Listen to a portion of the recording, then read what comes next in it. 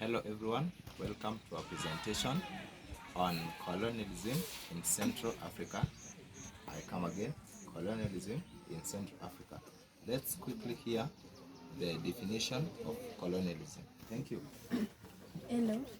Colonialism is a policy or practice where a country which is more superior takes control over another country that is politically or economically by exploiting its resources.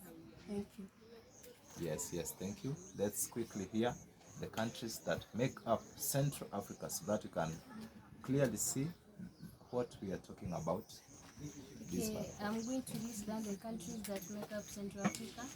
We have Cameroon, Central African Republic, Congo Republic. We also have Democratic Republic of Congo. We have Equatorial Guinea, Gabon, Sao Tome and Principe.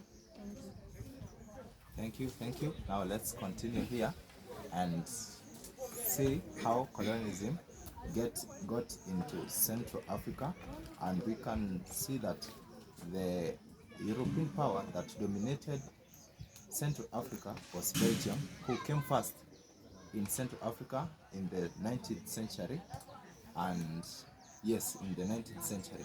Now, a new branch of trade developed once ivory became scarce and slavery became unpopular in Central Africa.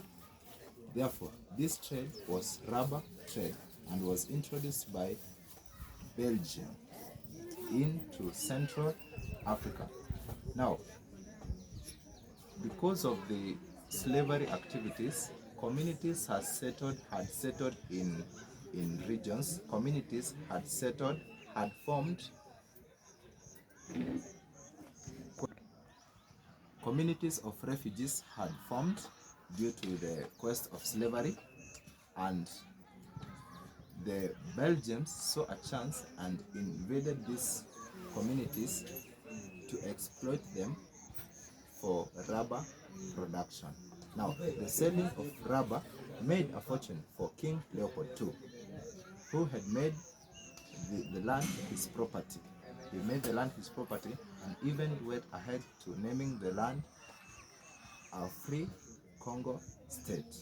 Between 1885 and 1908, about 10 million Congolese died as a consequence of exploitation and diseases. Therefore, a government commission later concluded that the population of Congo had been reduced by 2. Let's continue, and we say that eventually there were international protests against the exploitation of labor, which was led by British reformer Edmund Moyle and a diplomat Roger, who was supported by missionaries. We are saying that they supported the missionaries who executed the establishment of human rights. Okay, we continue by saying that the Belgian parliament, which at first were reluctant to get into these international affairs, the international affairs took part Free State to be a Belgian colony. Yes, and we continue to say that we have seen that the Belgians were the first to invade, but there were other interventions in the Central Africa. We can see that the Germans first invaded Central Africa through Tanganyika from down there, and they came and acquired this land, Rwanda, which is a mountainous and populated and rich in resources. Now, a comparative invasion is seen by the French from the western side of Africa, who invaded into Central Africa, although they did not dominate the area. Let's see another point, that the Central Africa territory was huge but had thinly people who are poor and but the region was endowed with resources. You see that transport was the greatest difficulty. Then, therefore, King Leopold went to an extent of saying that the essence of establishing colonialism was the building of effective transport system to the colonies. Another reason, the reason for this is because transport handicapped the transport for the Belgians, and there was need for constructing railway.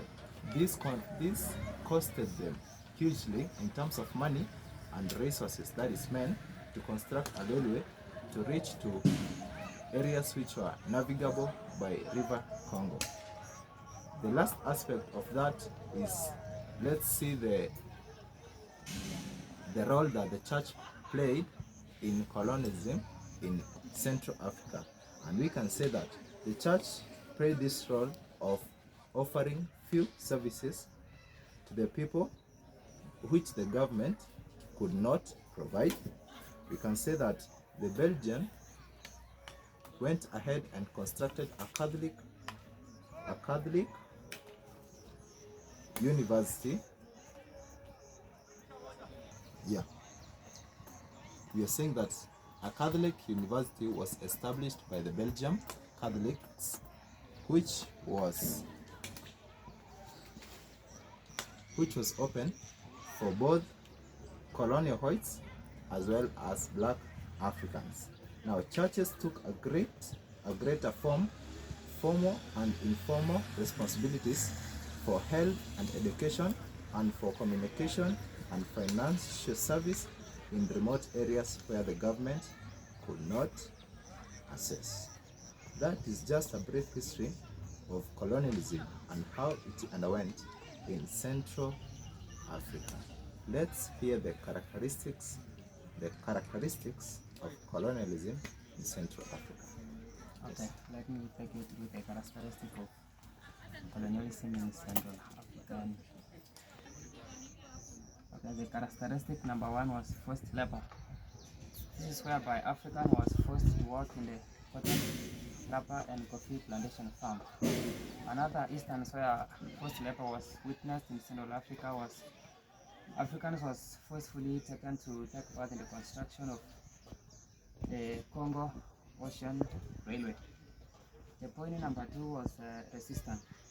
This is whereby the establishment of colonial rule in Central Africa was not welcomed by African, and this saw the colonial masters sending military expedition to crush their resistance, and this led to the Congo was a rebellion of 1928 to 1931. The last point here in the characteristic is racial discrimination. Now, racial discrimination is whereby the Europeans saw themselves more superior than Africans, and this was witnessed in churches, schools, where the colonialists had their own churches and schools.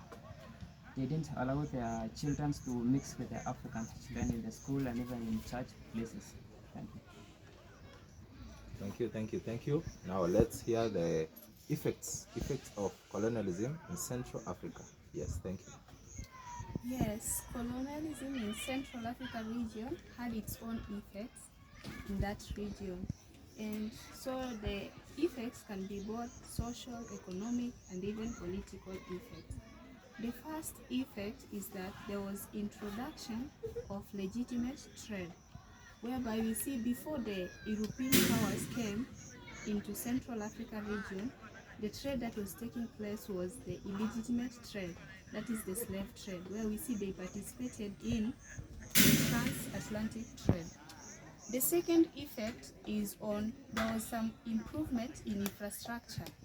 You see, infrastructure played a key role. It was needed because for the transportation of the goods, and so there was construction of Congo Ocean Railway, which was constructed by both France and Belgium European powers. The third effect, which is more of political nature, is that colonialism in Central Africa paved the way for nationalism, which later on led to independence of the countries in Central Africa region. For example, we have the Democratic Republic of Congo, which gained its independence in May of 1960. You see that after the nationalism activities by Patrice Lumumba, the country of DRC gained its independence.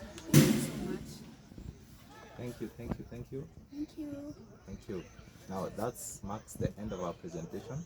That's colonialism in Central Africa. We have seen how it started. We have seen what was going on before colonialism started. We have seen what was the main trade during this colonialism in Central Africa, which we have seen is rubber trade, and it was introduced by the Belgium. We have also seen that Belgium was the master colony in Central Africa, although there were attempts to invade Central Africa by one, Germany, two, French, and also French also came in contact with the Britain because of the invasion in the upper side. That marks the end of our presentation. Thank you very much.